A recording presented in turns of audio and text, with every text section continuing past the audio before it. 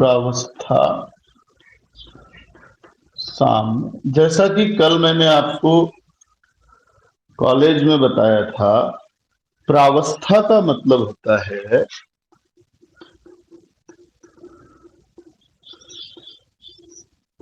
निश्चित परिसीमकों द्वारा पृथक वस्तुएं। तो ऐसा समांगी पदार्थ या ऐसा समांगी तंत्र जो दूसरे के साथ बिल्कुल स्पष्ट रूप से पृथक दिखाई दे, उसको हम प्रावस्था कहते हैं। जैसे द्रव और गैस प्रावस्था, तेल और पानी है तो दोनों अलग अलग दिखते हैं तो दो प्रावस्था हो गई। तो ये मैंने आपको एक्सप्लेन किया था। फिर उसके बाद एक्सप्लेन किया था घटक। घटक जो होता है ये सूत्रों या हम ये कहें समीकरणों की न्यूनतम संख्या होती है जिससे हम उस निकाय में उपस्थित सभी पदार्थों के बारे में बता सकें, सभी प्रावस्थाओं की व्याख्या हो जाए। जैसे मैंने बताया कि अगर जल तंत्र है तो जल में या H2O अगर हम देखें, पानी को रखा जाए तो पानी की तीन हमको प्रावस्थाएं मिलती हैं। ठोस बर्फ कहलाता है, द्रव प्रावस्था जल कहलाती है, और गैस प्रावस्था जो है ये जलवाष्प के नाम से जानी जाती है। तो प्रावस्था यहां कितनी हुई? पी मतलब फेस। प्रावस्था को इंग्लिश में क्या कहते हैं? फेस। और इसको रिप्रेजेंट करेंगे पी से। तो यहां प्रावस्था है 3, लेकिन घटक, घटक मीन्स कंपोनेंट, तीनों का सूत्र H2O ही है, इसलिए यहां घटक कितना है? 1 है। ठीक इसी तरीके से अगर हम कैल्शियम कार्बोनेट को गर्म करें एक तंत्र में, इससे कैल्शियम ऑक्साइड और कार्बन डाइऑक्साइड बनता है। तो इसमें सूत्र के हिसाब से 3 अलग अलग पदार्थ हैं, लेकिन घटक जब हम गिनेंगे तो इसमें से तीनों को बताने की जरूरत नहीं है, 2 से काम चल जाएगा हमारा, है ना। एक से काम नहीं चलेगा, किसी एक को लेने पे काम नहीं चलेगा। क्योंकि अगर मैं सिर्फ CO2 को लूं तो CO2 के सूत्र से मैं कभी भी CaO नहीं बना सकता या CaCO3 नहीं बना सकता। सिर्फ CaCO3 के सूत्र से भी मैं CaO या CO2 नहीं बना सकता। तो ऐसी स्थिति में हमको कम से कम 2 सूत्र लेने पड़ेंगे। आप CaCO3 प्लस CaO ले सकते हो, CaCO3 प्लस CO2 ले सकते हो, या CaO प्लस CO2 ले सकते हो। इसमें से कोई भी चीज अगर आप लेते हैं तो बात बन जाएगी। कैसे? CaCO3 में से CaO को घटा दो तो क्या मिल जाएगा? CO2 मिल जाएगा। इसमें से CO2 को घटा दो तो CaO मिल जाएगा। इन दोनों को जोड़ दो तो CaCO3 मिल जाएगा, है ना। मैंने कल उदाहरण दिया था कि अगर आप मार्केट से 5 सामान को खरीदते हैं तो कम से कम कितने सामान का मूल्य ज्ञात हो कि आप सभी का मूल्य बता पाए? तो आपने बताया था कि 4 का पता होगा तो 5वां आराम से निकल आएगा, है ना। तो यही तरीका यहां भी इस्तेमाल किया जाता है। तो यह है घटक। घटक 2 घटक है तो द्विघटक तंत्र, 3 घटक है तो त्रिघटक तंत्र। हमारे पूरे सिलेबस में 1 घटक तंत्र और द्विघटक तंत्र ज्यादा है। त्रिघटक देखते हैं, अगर दिया होगा तो डिस्कस कर लेंगे। फिर बारी आती है स्वतंत्रता की कोटि। मैंने ये भी आपको कल कुछ हद तक बताया था। स्वतंत्रता की कोटि इंग्लिश में कहते हैं डिग्री ऑफ फ्रीडम।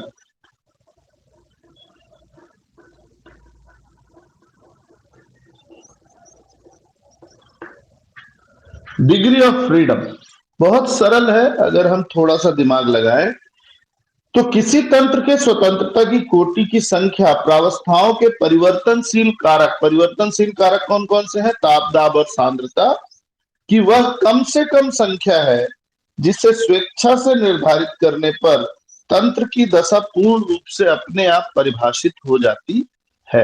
इनमें से कितनी चीजों को आप एक साथ बदल सकते हैं ताकि तंत्र को पूरी तरह से परिभाषित किया जा सके? फॉर एग्जाम्पल, अगर मैं जल तंत्र की बात करूं तो जल तंत्र में नॉर्मली अगर आपके बोतल में पानी है तो वहां दो चीजें हैं। एक तो आपकी द्रव प्रावस्था है जल, और एक जल वाष्प साम्यावस्था में।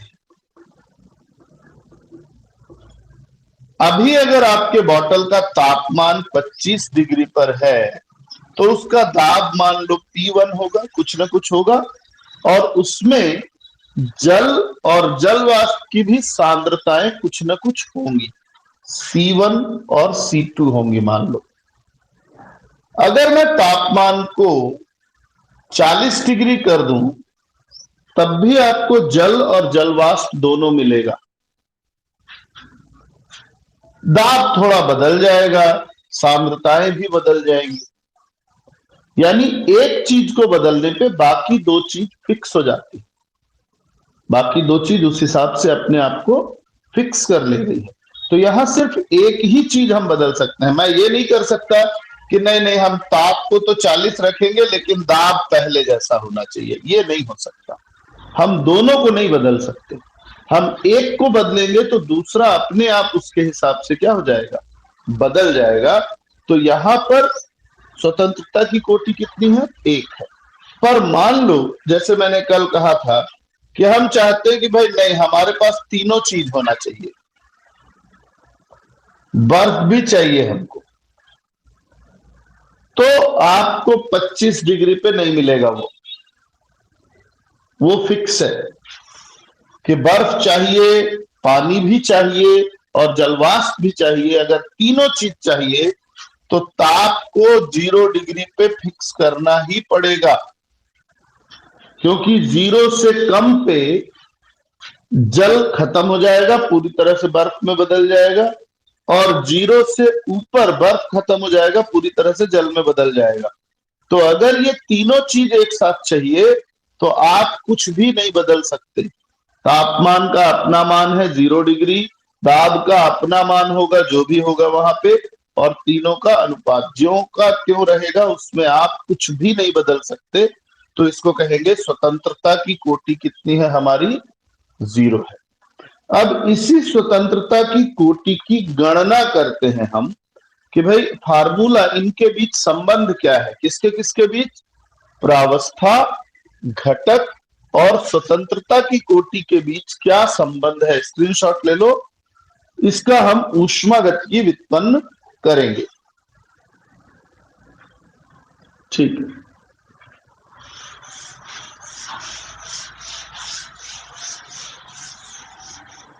तो प्रावस्था नियम का ऊष्मागतिकी व्युत्पन्न, यह बहुत महत्वपूर्ण भी है।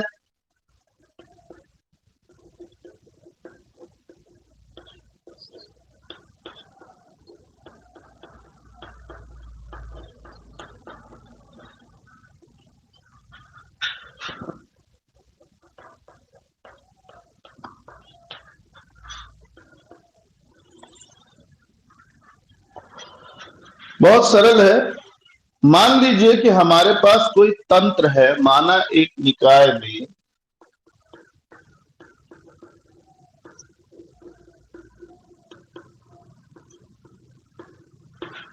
C घटक है और P प्रावस्थाएं हैं, ठीक है ना? ये दो चीजें हैं। सर्वप्रथम ये निर्धारित करते हैं कि इस तंत्र में कुल कितने परिवर्ती राशि हैं। स्वतंत्रता की कोटि जो है वो परिवर्ती राशियों से प्राप्त होगी। पहले तो पता करें कितने परिवर्तनशील चीजें हैं। तो देखिए, किसी एक प्रावस्था में जिसमें C घटक हैं, C-1 सांद्रता पद प्राप्त होते हैं, ठीक, मतलब इसको अच्छी तरह समझें कि सी घटकों के लिए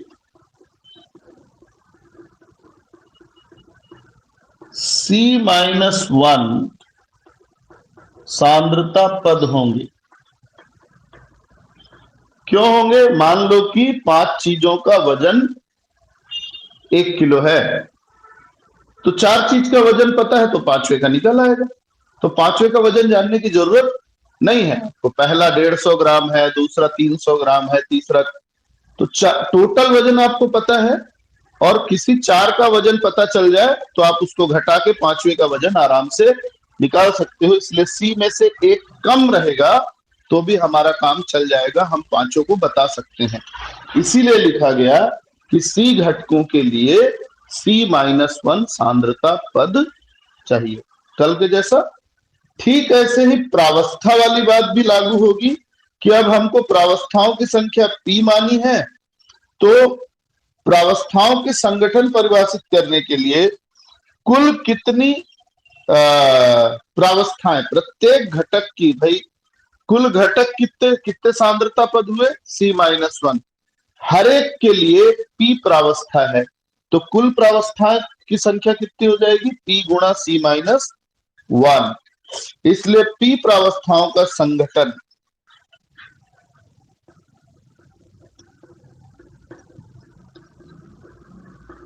P प्रावस्थाओं का संगठन जो होगा ये होगा P गुणा C-1। भाई हर एक के लिए ये निकल आया हमारा। अच्छा, ये कुल परिवर्ती है, सांद्रता परिवर्ती हम बोलेंगे। इसके अलावा तंत्र की अवस्था संगठन परिवर्ती के अतिरिक्त ताप और दाब भी परिवर्ती राशियां हैं। तो प्रावस्थाओं का संगठन ये क्या है? परिवर्ती है। ये सांद्रता परिवर्ती के अंतर्गत आया कि भाई हमारे पास सांद्रता में इतनी चीजों को परिवर्तित करने की क्षमता है। अब ताप व दाब भी परिवर्ती है। तो ताप एक परिवर्ती राशि हुई, दाब एक परिवर्ती, तो कुल और कितने परिवर्ती हो गए? 2 परिवर्ती। तो कुल परिवर्तियों की संख्या कितनी हुई हमारे पास?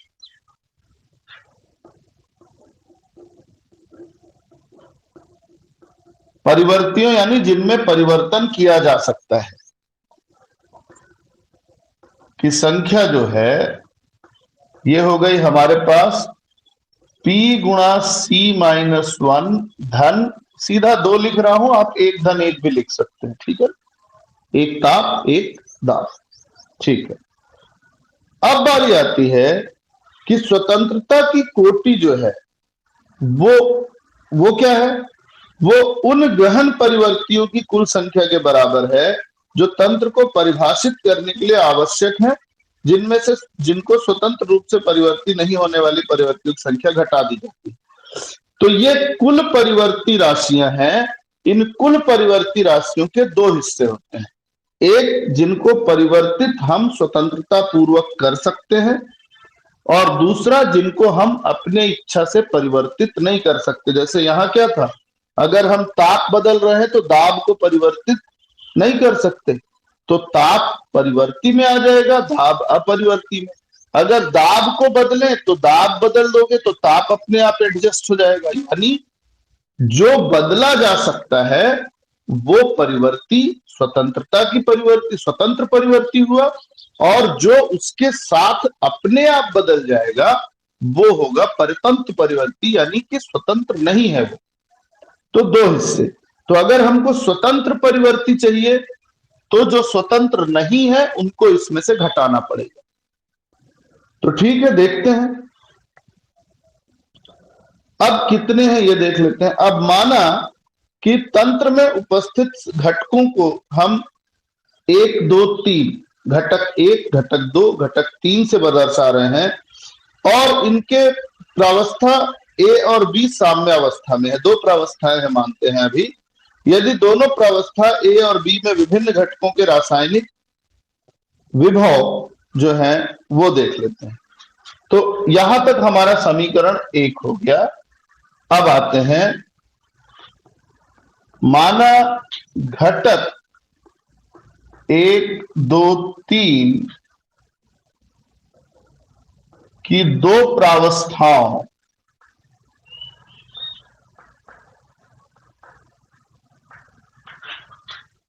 ए व बी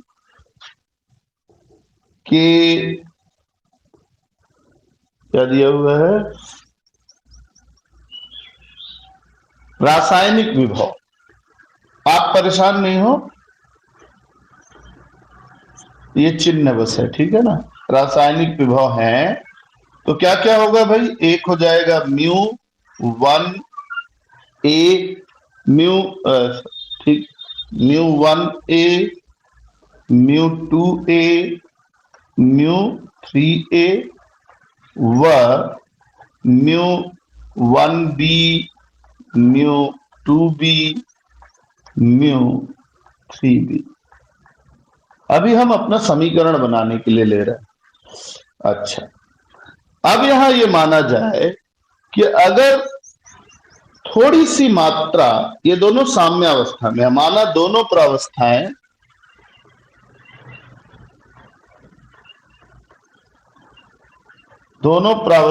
प्रावस्थाएं कौन कौन, ए व बी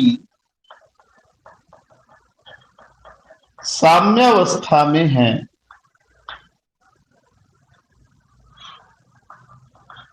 ठीक है ना, साम्यावस्था में है।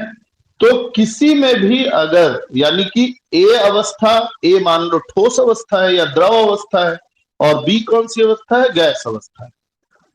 तो पानी का जैसे जल और जल वाष्प साम्य अवस्था में है, वैसे ही ए और बी साम्य अवस्था में है। मान लो थोड़ा सा जल परिवर्तित होके किसमें बदल गया, वाष्प में, तो जल की मात्रा थोड़ी सी कम हो गई और वाष्प की मात्रा थोड़ी सी बढ़ गई, हम यही कहेंगे। ठीक है ना। तो अब यहां पर हम देखते हैं कि माना घटक 1 की अति सूक्ष्म मात्रा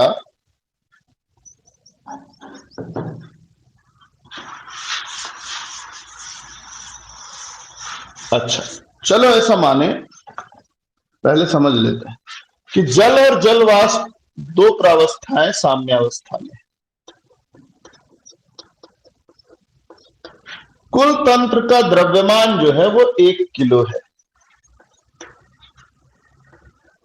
ठीक है, कुल सब मिला के तंत्र कितना है, 1 किलो है, जिसमें जल हमारा मान लो 900 ग्राम जल है और 100 ग्राम क्या है, जल वाष्प है, ऐसा मानते हैं। इसमें से 1 ग्राम जल कम हुआ तो ये हो गया 899, और वो बदल गया इसमें, तो ये कितना हो गया, 101। जोड़ने पे फिर भी कितना आया, 1 किलो ही आएगा, है ना। यानी कि तंत्र के कुल मात्रा में कोई विशेष परिवर्तन, कोई परिवर्तन नहीं होता। तो हम ये कह सकते हैं कि यहां पर साम्यावस्था में है, अतः सिग्मा म्यू डी एन, या स्मॉल एन भी लिख सकते हैं आप, बराबर 0 होगा। डी एन मतलब अगर हम ए की मात्रा को कम करें तो बी बढ़ जाएगा, बी की मात्रा को कम करें तो ए बढ़ जाएगा। टोटल निकाय में कोई परिवर्तन नहीं होगा मात्रात्मक रूप से। ठीक है, तो अब हम यहां आते हैं कि माना कि थोड़ी सी मात्रा ए और बी की, ए की थोड़ी मात्रा किसमें बदल गई, बी में स्थानांतरित किया गया। ठीक है ना, ए प्रावस्था से, माना प्रावस्था ए से सूक्ष्म मात्रा dn प्रावस्था बी में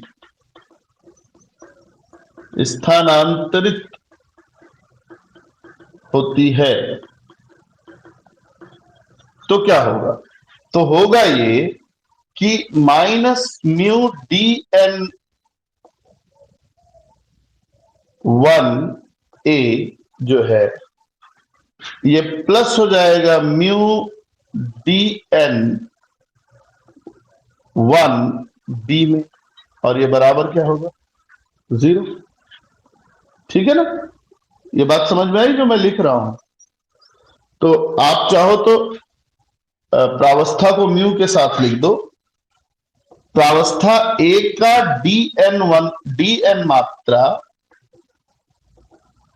प्रथम पदार्थ का ए प्रावस्था से बी प्रावस्था में चला गया। ठीक, तो कुल मिला के क्या हुआ, एक कम हुआ दूसरा बढ़ गया, टोटल रिजल्ट क्या आया 0। अब इसको इधर भेज देते हैं माइनस वाले को, तो माइनस वाले को जब आप उधर भेज दोगे तो क्या हो जाएगा, म्यू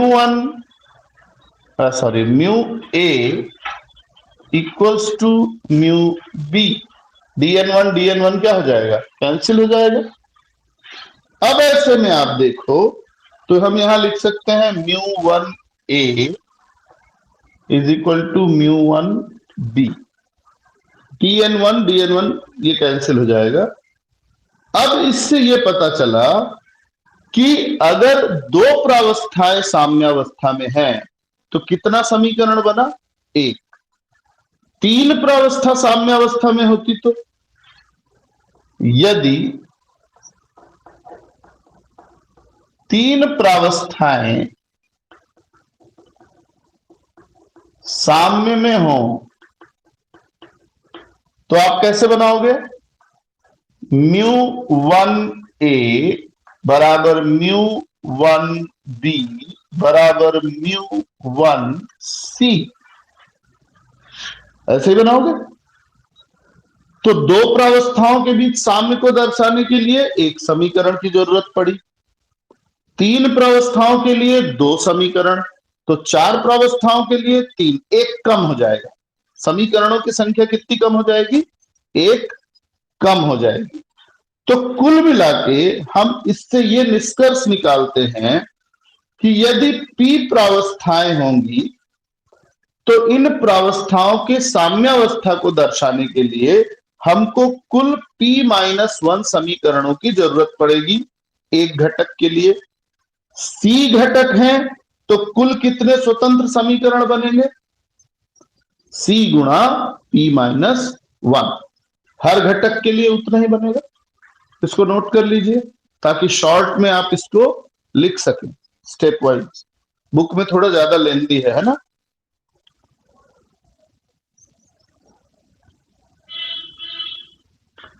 मैं यहां एक आध लाइन लिखूंगा अभी आपके लिए।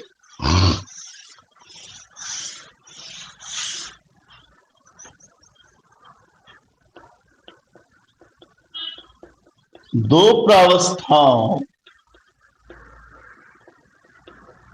के मध्य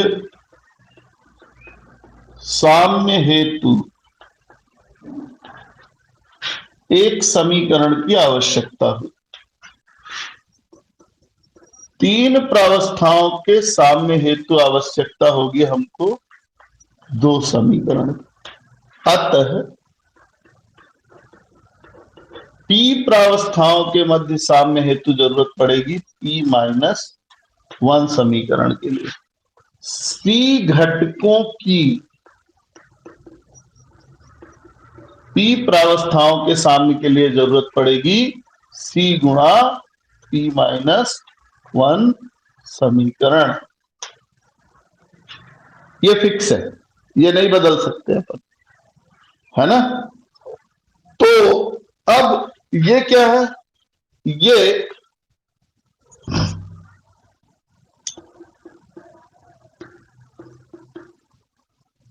हम ये कहें स्वतंत्र अस्वतंत्र परिवर्ती है, ये समीकरण है, ये स्वतंत्र समीकरण होंगे। इस प्रकार c इंटू p-1 परिवर्ती ऑटोमेटिक होंगे। ऑटोमेटिक यानी फिक्स परिवर्ती होंगे। तो c गुणा p-1 फिक्स परिवर्ती हैं। तो स्वतंत्रता की कोटि जो होती है हमारी, उसका सूत्र तो हमने पहले ही बताया था कि कुल परिवर्ती माइनस फिक्स परिवर्ती। फिक्स परिवर्ती यानी ऑटोमेटिक, जो अपने आप चेंज हो जाएंगे, इनको हम नहीं बदलेंगे। तो कुल परिवर्ती का सूत्र क्या था हमारे पास, यहां मैंने निकाला था, आपको दिया था, याद होगा आपको, कि कुल परिवर्ती था हमारा P गुणा C-1 +2, और इसमें हम माइनस करेंगे C गुणा P-1 को। तो इसको हल कर लेते हैं भाई। PC माइनस P +2 माइनस, ये भी आ जाएगा PC माइनस गुणा माइनस प्लस C। तो ये PC और ये PC कट गया,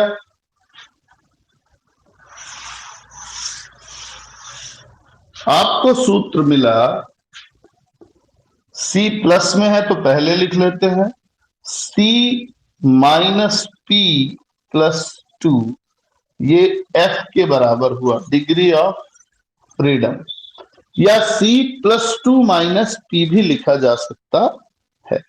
तो ये आपका हुआ स्वतंत्रता की कोटि का समीकरण।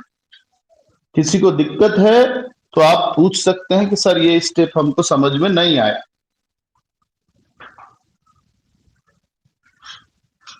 आप अपना माइक इसको देख लीजिए, नोट कर लें, फिर नोट ही कर लें, ठीक है ना, नोट ही करेंगे तो ज्यादा अच्छा है, स्क्रीनशॉट फिर आप लोग लिख नहीं पाते।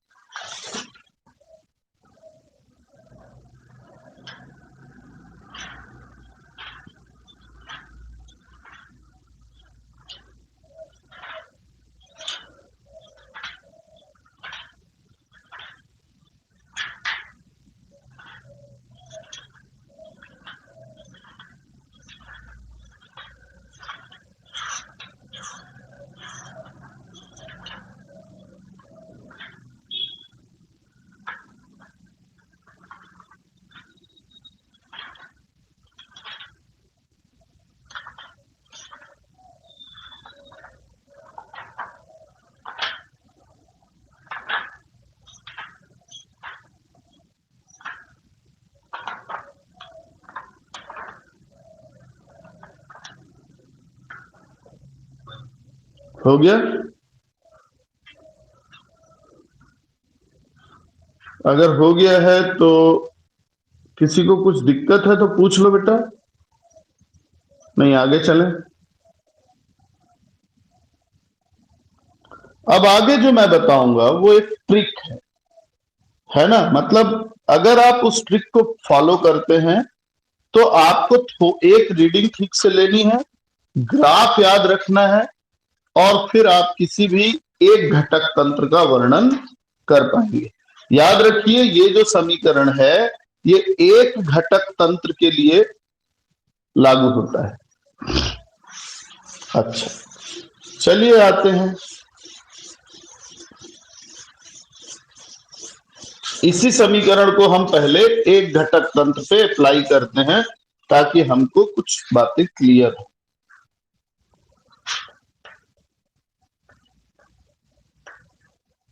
एक घटक तंत्र, अब इस समीकरण को देखें तो हमने कहा भाई एक घटक यानी C बराबर A,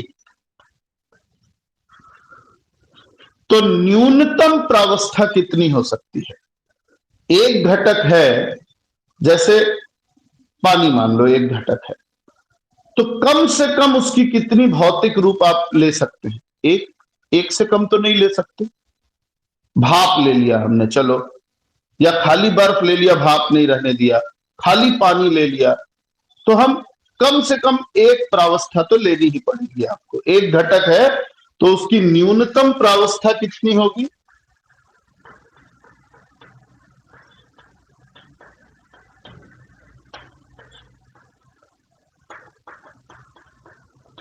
तो मान समीकरण में रखते हैं,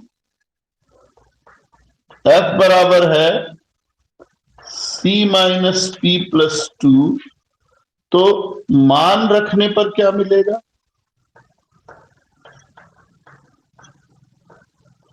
f बराबर c 1 है, p भी 1 है, plus 2, minus plus cancel, f बराबर आ जाएगा 2।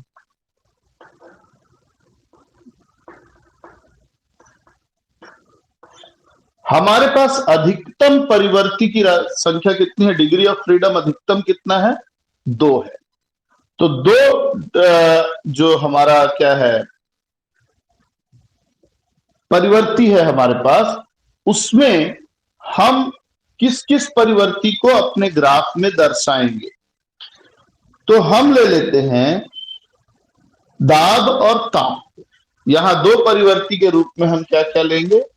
ताप व दाब। यानी जो भी आरेख बनाया जाएगा वो मूल रूप से किसके किसके बीच बनाया जाएगा? ताप और दाब के बीच बनाया जाएगा। और अगर हम बात करें कि इसमें अधिकतम कितनी प्रावस्थाएं हो सकती हैं, एक ही घटक है तो एक ही पदार्थ की कितनी भौतिक रूप हो सकते हैं? 3 भौतिक रूप हो सकते हैं। तो ऐसे में c बराबर 1 और अधिकतम प्रावस्था कितनी होगी?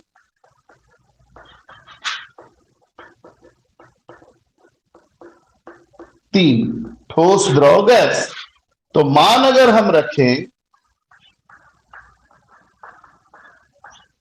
तो क्या मिलेगा? f बराबर c मतलब 1 माइनस p प्लस 2, तो ये आ जाएगा 0। तो ये न्यूनतम है। हमारे पास न्यूनतम डिग्री ऑफ फ्रीडम कितना है? 0, यानी हम कुछ भी नहीं बदल सकेंगे। ये परिस्थिति भी आ सकती है। अब हम देखेंगे इसी का एक उदाहरण, जल तंत्र। तो जल तंत्र ये सब प्रायोगिक है बेटा, है ना? ये सारी चीजें एक्चुअल में लैब में करने की हैं, पर हमारे पास उतना बढ़िया लैब नहीं है, तो मैं आपको कुछ बातें बता दे रहा हूं। जल तंत्र, अब आप जल तंत्र में याद रखेंगे सबसे पहले उसका ग्राफ। नीचे रखिए ताप, ऊपर रखिए दाब, ठीक है? और ग्राफ को याद कर लीजिए आप अच्छी तरह से। तो ग्राफ कुछ इस तरीके का है इसका।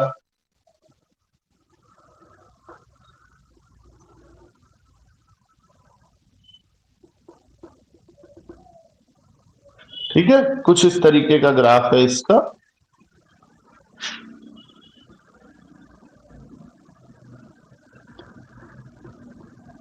बस, तो कौन कौन सी चीज कहां कहां पे है? तो यहां वाष्प है,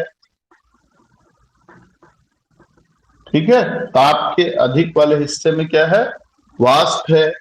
ये ठोस है और ये क्या है आपका? द्रव है। तो आप इसमें कैसे इसका वर्णन करेंगे? तो ग्राफ तो बना लिया आपने, अब इसमें कुछ पॉइंट्स का आपको अच्छी तरह से याद रखना चाहिए कि भाई कहां पे क्या है। तो वो ग्राफ में आपको डिटेल दिया हुआ है, मैं आपको वर्णन बताता हूं। सबसे पहले हम बात करेंगे वक्र ए ओ की। तो ये है ए ओ सी बी और ये है डी, ठीक है? तो हम पहले बात करेंगे किस रेखा की? ए और ओ रेखा की। तो ए ओ वक्र मैं एक बता देता हूं, आप उसी से समझ जाएंगे। ए ओ वक्र, इस पूरी लाइन में 2 चीजें हैं, द्रव है और नीचे वाष्प है। और कुछ है क्या इस रेखा में? नहीं है। ऊपर द्रव है, नीचे वाष्प है।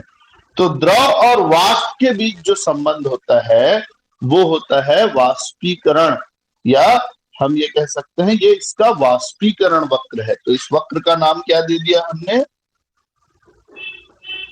वाष्पीकरण वक्र। यहां पर दो प्रावस्थाएं साम्यावस्था में है,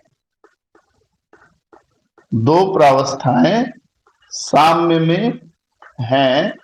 कहां कहां को छोड़ के? ए बिंदु और ओ बिंदु को छोड़कर, ए व ओ बिंदु को छोड़कर। वैसे नहीं भी लिखोगे तो चलेगा ये वाला, है ना। अच्छा, क्यों छोड़ दिया इसको भाई? क्योंकि ए बिंदु के बाद द्रव प्रावस्था गायब हो जाएगी। 100 डिग्री सेल्सियस जैसे ही पहुंचेंगे, अब आपका द्रव गायब हो जाएगा, अब सिर्फ वाष्प रह जाएगा। तो उसके नीचे जितना भी तापमान है 0 डिग्री, 0 पे तीनों प्रावस्थाएं, तो इसलिए हम केवल दो की बात कर रहे हैं। दो प्रावस्थाएं साम्यावस्था में है। ठीक, तो P बराबर कितना हो गया हमारा? 2। घटक तो एक ही है, मान रखते हैं F बराबर C माइनस P प्लस 2। हल कीजिए, 1 माइनस 2 प्लस 2 बराबर 1। यहां क्या है? डिग्री ऑफ फ्रीडम जो है हमारे पास वो 1 है।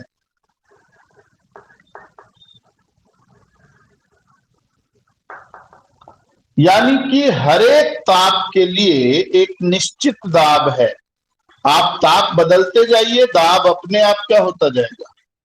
बदलता जाएगा। आपको दाब को अलग से बदलने की जरूरत नहीं पड़ेगी। यही मतलब है डिग्री ऑफ फ्रीडम 1 होने का, कि परिवर्ती राशियां तो दो हैं, दाब है और ताप है, पर उसमें से अगर किसी एक को बदलें तो दूसरा अपने आप बदल जाता है। तो हम कहेंगे यहां सिर्फ एक को ही बदला जा सकता है। तो अगर आप दाब बदलते जाओ तो ताप अपने आप बदल जाएगा, या ताप बदलो तो दाब बदल जाएगा। दो में से किसी एक को बदल सकते हैं। ठीक ऐसे ही आप वक्र ओ बी का वर्णन कर सकते हैं, जहां बर्फ और वाष्प साम्यावस्था में है। ये ऊर्ध्वपातन वक्र है। यहां भी डिग्री ऑफ फ्रीडम क्या मिलेगा? 1 मिलेगा। आप वक्र ओ सी का वर्णन कर सकते हैं, जहां ठोस और द्रव साम्यावस्था में है। हिमांक वक्र के नाम से ये जाना जाएगा। यहां भी डिग्री ऑफ फ्रीडम 1 है। और आप देखें कि ये रेखा दाब की ओर झुकी हुई है, इस रेखा की ओर झुकी हुई है।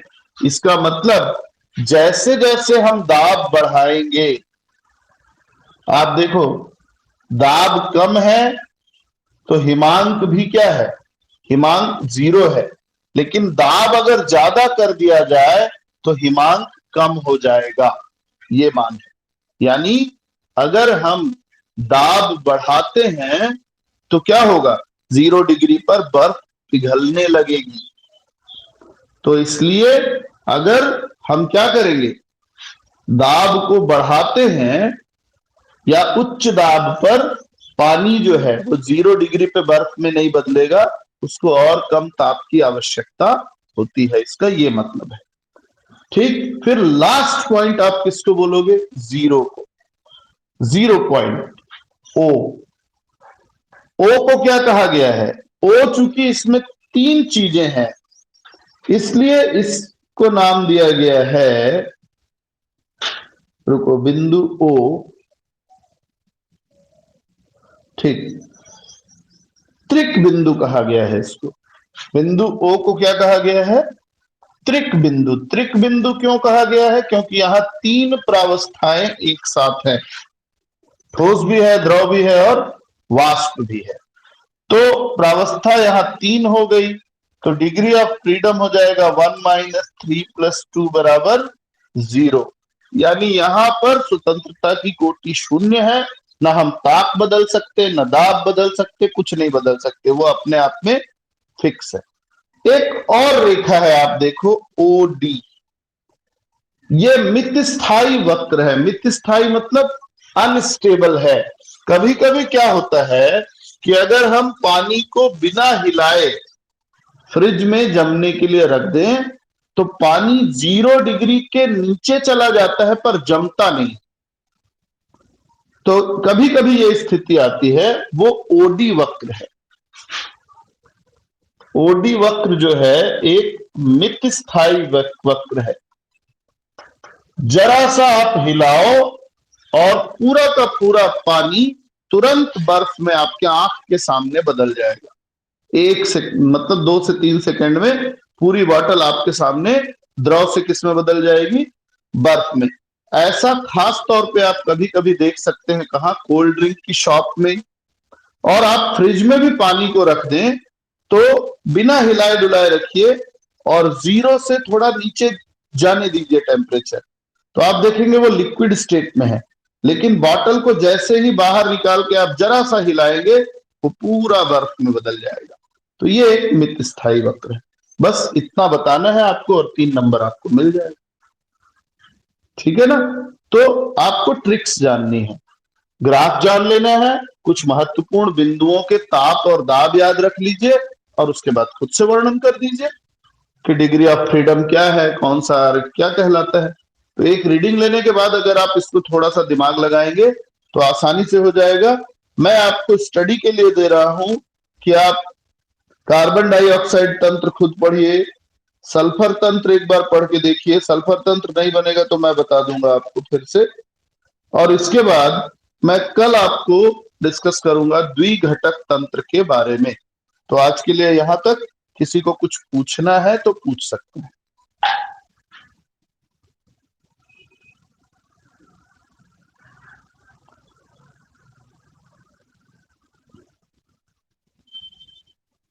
नहीं? ठीक है, तो चलिए कल मिलते हैं।